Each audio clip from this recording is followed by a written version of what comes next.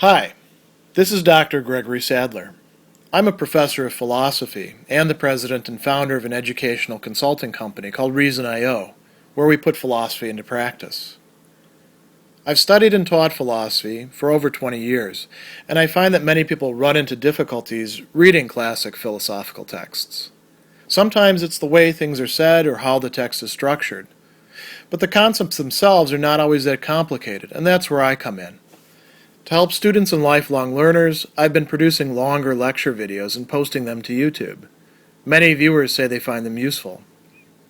What you're currently watching is part of a new series of shorter videos, each of them focused on one core concept from an important philosophical text. I hope you find it useful as well.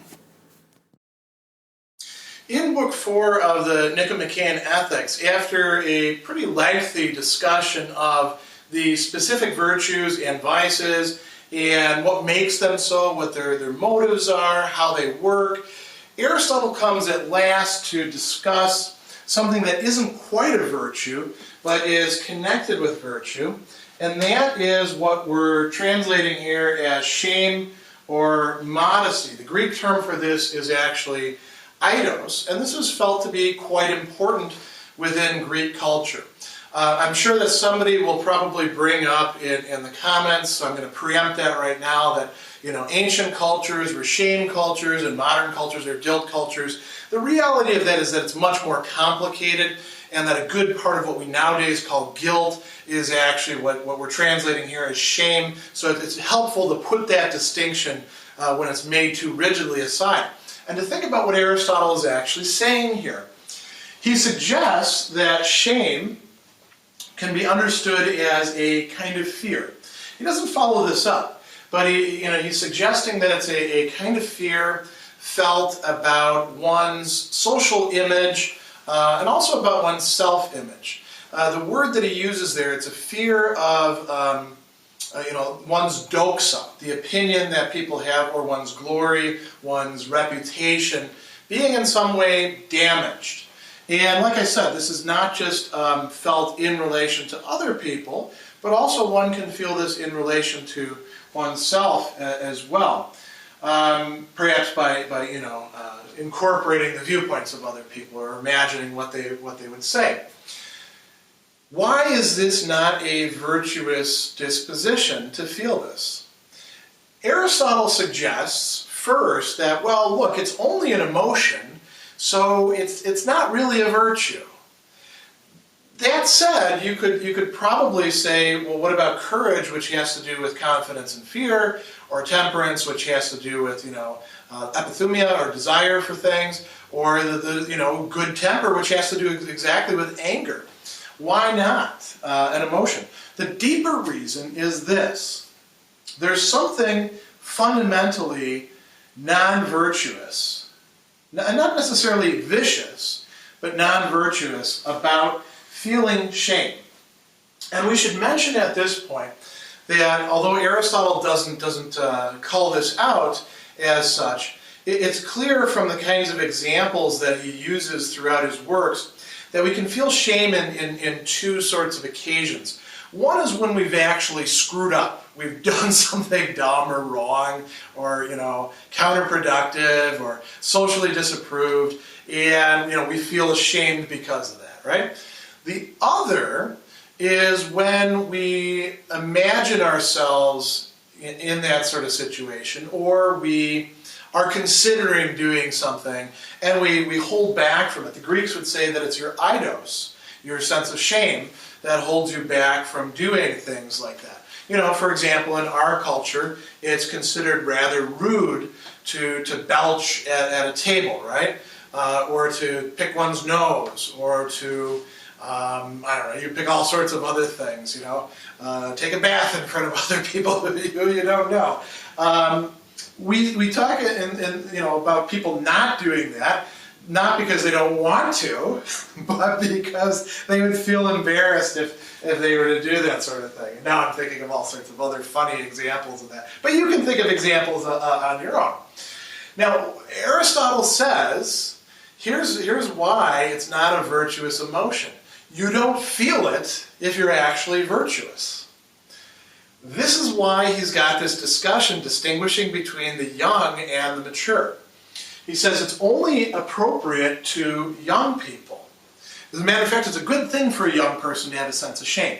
Why? Because he says they live by passion. That is, their rationality is not fully developed. They're not really following, the guidelines that they have, except, when it's become habitual. Most of the time they're driven by their desires and their emotions. And you know what it was like to be young, right? So they do a lot of dumb stuff. They make mistakes. And if you're like me and you think back to your adolescence, your teen years and your 20s, you probably have a whole host of examples that you could bring up, things that you actually do feel a bit ashamed about, or things that you almost did that you're really glad you didn't because some sort of sense of shame held you back. So like I put here, feeling this feeling, either if you screwed up, gets you back on track, right? You break somebody's fence down, you not only fix the fence, you actually, apologize to them, and you exhibit a sense of shame in apologizing. It also can keep you on track, so that's quite important. Aristotle says that for mature people, feeling shame is actually a sign of something going wrong. It's a sign of lacking virtue. This doesn't mean that they're necessarily vicious or even uncontrolled, acratic. It could be that they are the self-controlled person who still wants to do things that they know are not good for them or good for other people, who wants to do actions that would be base, that would be ignoble, right?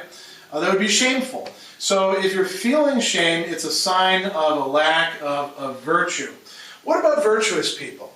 Well, Aristotle says, and this is being a little bit optimistic at this point because remember, virtue does not automatically guarantee moral success. It just guarantees that it's probably going to be that way because there's a habitual disposition, but the virtuous person can still screw up.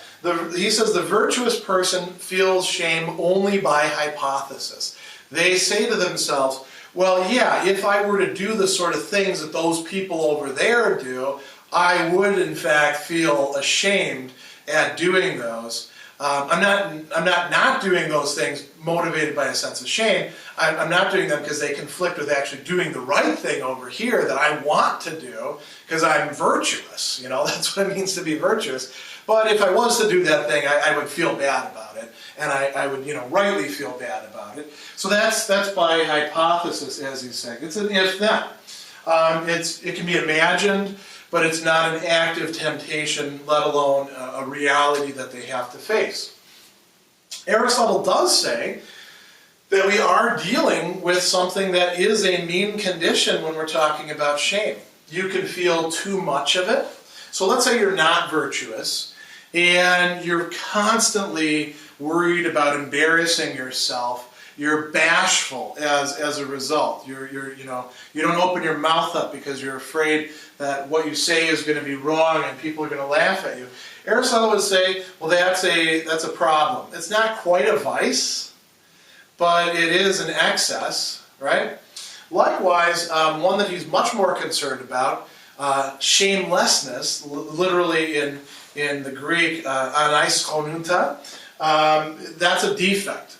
A person who lacks a sense of shame, if they're not virtuous, will do all sorts of things. They will get into all sorts of trouble. Nothing will hold them back. They won't care about their reputation or what other people think of them. They probably won't care about how they look at themselves in the mirror the next day. They're just going to do what they're going to do.